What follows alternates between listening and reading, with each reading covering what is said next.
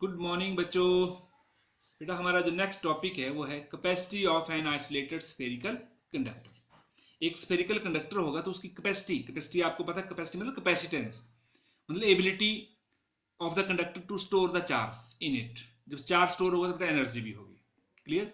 तो हमने एक स्फेरिकल कंडक्टर कंसीडर किया है। Let us consider an isolated spherical conductor. Isolated मतलब ये किसी और के साथ कोई कनेक्टेड नहीं, मतलब इंसुलेटेड है किसी और से। तो इसको क्या किया हमने, कंसीडर कि एक isolated spherical conductor of radius R and centre O. Clear. And let plus Q charge be given to this sphere. हमने इस चार्ज को कितना स्फेयर चार्ज दिया बेटा, इस स्फेयर को कितना चार्ज दिया, प्लस क्यू चार्ज। अब बेटा जो ध्यान देना, चाहे कंडक्टर सॉलिड हो चाहे हॉलो हो, तो जो चार्ज होता है it get uniformly distributed over the outer surface of the conductor. ये जो चार्ज होता है, जितना भी चार्ज देंगे वो हमेशा ही चार्ज कंडक्टर के आउटर सरफेस में क्या होगा, डिस्ट्रीब्यूट होगा, वो भी यूनिफॉर्मली डिस्ट्रीब्यूट होता है कंडक्टर के केस में। ठीक है, चाहे वो हॉलो हो चाहे सॉलिड हो। ऐसे ना सॉलिड के अंदर भी आएगा नहीं। और जो कंडक्टर के अंदर इलेक्ट्रिक फील्ड होती है कितनी हो जाती है बेटा, जीरो।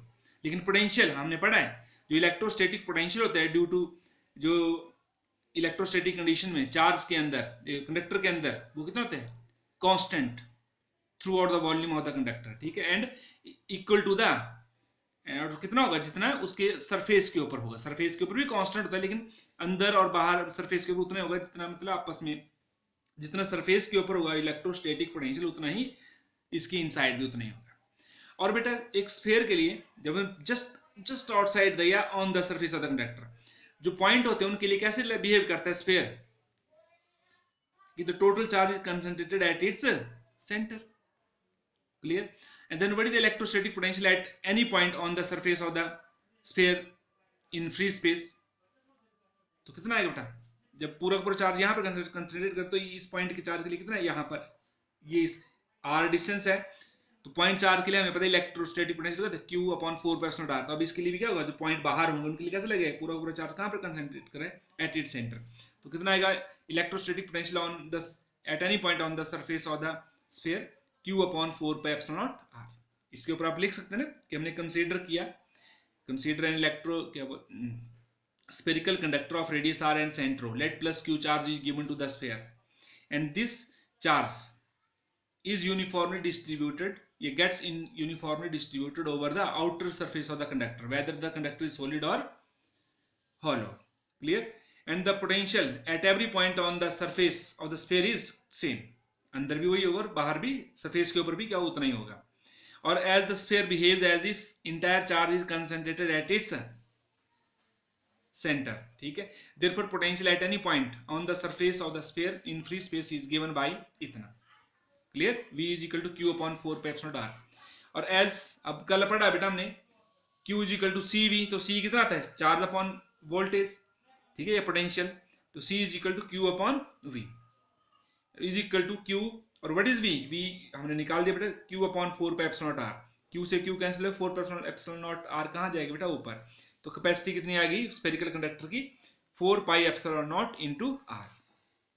ये तो कांस्टेंट है, तो C is proportional to r, मतलब greater the radius of the spherical sphere greater is the its capacity.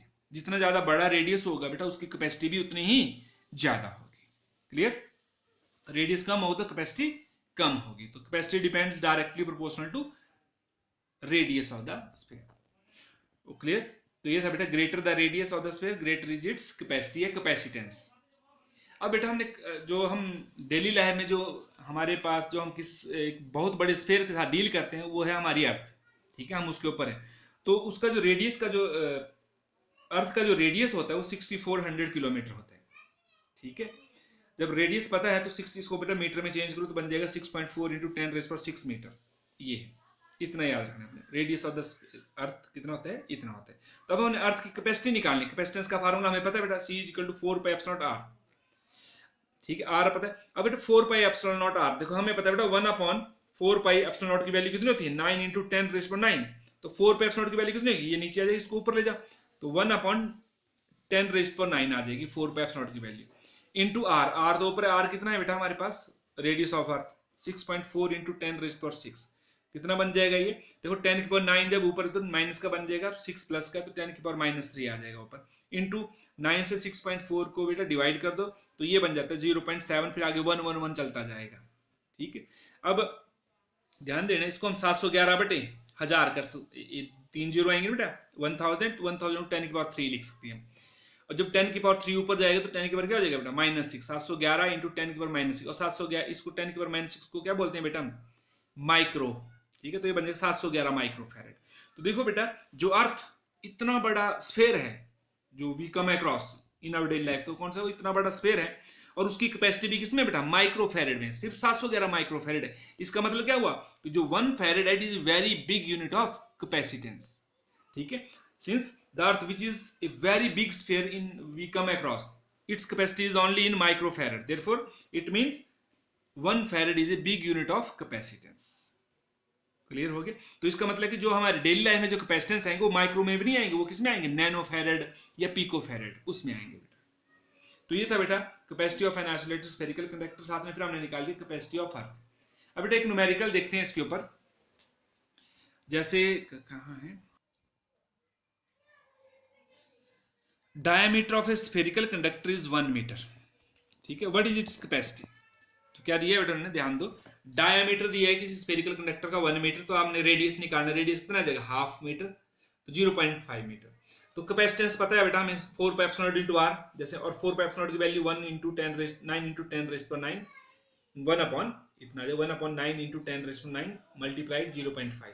जब इसको कैलकुलेट करें 10 की पावर -9 ऊपर, ये 5 बटे कितना बन जाएगा बेटा, 5 बटे 10, तो 10 की पावर 10 बचेगा, तो 10 की पावर 10 ऊपर है, 10 की पावर -10 और 5 बटे 9, तो ये बन जाएगा 0.555 आता जाएगा बेटा, जब इसको इंटू 10 की पावर -10, इसको या फिर नैनो में कर दो या फिर पीको में कर दो। तो देखो बेटा हमने ये पॉइंट को यहाँ लगे 55.5 बटे 100 कर लिया हमने, इंटू 10 की पावर -10, 10 की पावर 2 बेटा 2 बनेगा, 10 की पावर 2 ऊपर है तो 10 की पावर -12 बन जाएगा, 55.5 इंटू 10 की पावर -12 फैरेड, तो 10 की पावर -12 को पिको फैरेड, तो इतना बन जाएगा। जिस स्फेरिकल कंडक्टर का डायमीटर 1 मीटर, तो उसका कैपेसिटेंस कितना था बेटा, 55.5 पिको फैरेड।